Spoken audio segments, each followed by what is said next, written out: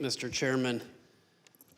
In the weeks leading to January 6th, the Department of Justice was fielding almost daily requests from the president to investigate claims of election fraud. Each claim was refuted time and time again, an effort Attorney General Barr described as whack-a-mole. When each of the president's efforts failed, he resorted to installing a new attorney general to say the election was illegal and corrupt, simply so he could stay in power. President Trump started leaning on the Justice Department the first chance he got. On November 29th, his first television interview after the election. Where is the DOJ and the FBI in all of this, Mr. President? You have laid out some serious charges here. Shouldn't this be something that the FBI is investigating? Are they? Missing in action. Is the DOJ investigating? Missing in action. Can't tell you where they are. Republican congressmen echoed the president just 2 days later. They wrote a letter to Attorney General Barr laying into the Justice Department for a, quote, shocking lack of action in investigating the claims of election fraud. That same day, Attorney General Barr stated publicly that President Trump's claims had no merit. Ignoring the top law enforcement officer in the country, Republican congressmen amplified the stolen election message to the American public. Let's listen. And so there's widespread evidence of fraud because people haven't done their jobs.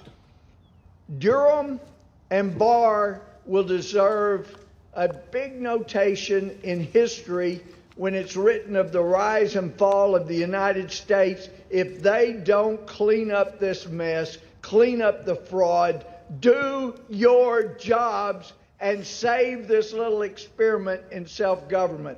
Again, I join my colleagues in calling on Attorney General Barr to immediately let us know what he's doing.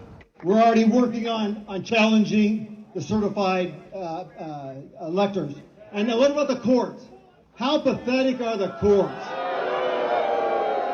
January 6th, I'm joining with the fighters in the Congress, and we are going to object to electors from states that didn't run clean elections. Democracy is left undefended if we accept the result of a stolen election without fighting with every bit of vigor we can muster. The ultimate date of significance is January 6th. This is how the process works. The ultimate arbiter here, the ultimate check and balance is the United States Congress. And when something is done in an unconstitutional fashion, which happened in several of these states, we have a duty to step forward and have this debate and have this vote on the 6th of January. Today is the day American patriots start taking down names and kicking ass. Mr. Donahue, on December 27th, you had a 90-minute conversation with the president where he raised false claim after false claim with you and Mr. Rosen. How did you respond to what you called a, quote, stream of allegations?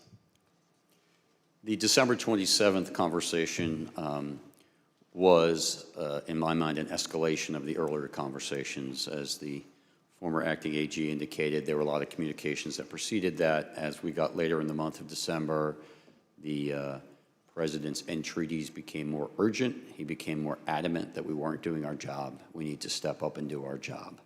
And he had this arsenal of allegations that he wanted to rely on. And so I felt in that conversation that was incumbent on me to make it very clear to the president what our investigations had revealed, and that we had concluded, based on actual investigations, actual witness interviews, actual reviews of documents, that these allegations simply had no merit. And I wanted to try to cut through the noise because it was clear to us that there were a lot of people whispering in his ear, feeding him these conspiracy theories and allegations. And I felt that being very blunt in that conversation might help make it clear to the president that these allegations were simply not true.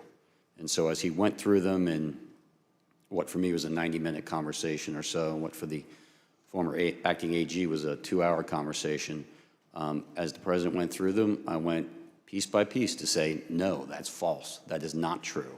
And to correct him really in a serial fashion as he moved from one theory to another. Can you give me an example of one or two of those theories? So one that was very clear at that point was the Antrim County, the ASOG report that I mentioned earlier. The Allied Security Operations Group released this report that said 68% error rate. There was, in fact, in Antrim County, a hand recount. Had nothing to do with the department. The department did not request that. That was pursuant to litigation brought by other parties, but there was a hand recount. So they were able to compare the hand recount to what the machines had reported. And for the ballots that were actually counted by the machine, more than 15,000, there was one error, one ballot. And I did a quick calculation and came up with 0.0063% error rate, which is well within tolerance. And so I made it very clear to the president, because he was so fixated on the ASOG report in the December 15th conversation, that in fact, our investigation revealed that the error rate was 0.0063%. So that, Mr. President's example of what people are telling you that is not true and that you cannot and should not be relying on. So that was one very explicit one, and I think you see that reflected in my notes. We went through a series of others. The truck driver who claimed to have moved an entire tractor-trailer of ballots from New York to Pennsylvania, that was also incorrect. We did an investigation where the FBI interviewed witnesses at the front end and the back end of that trailer's transit from New York to Pennsylvania. We looked at loading manifests. We interviewed witnesses, including, of course, the driver, and we knew it wasn't true. Whether the driver believed it or not was never clear to me, but it was just not true. So that was another one that I tried to educate the president on. There were a series of others, mostly in swing states. Of course, he wanted to talk a great deal about Georgia, the State Farm Arena video, which he believed, for various reasons, was, as he said it, fraud staring you right in the face. Were any of the allegations he brought up found credible? Did you find any of them credible? No. So during this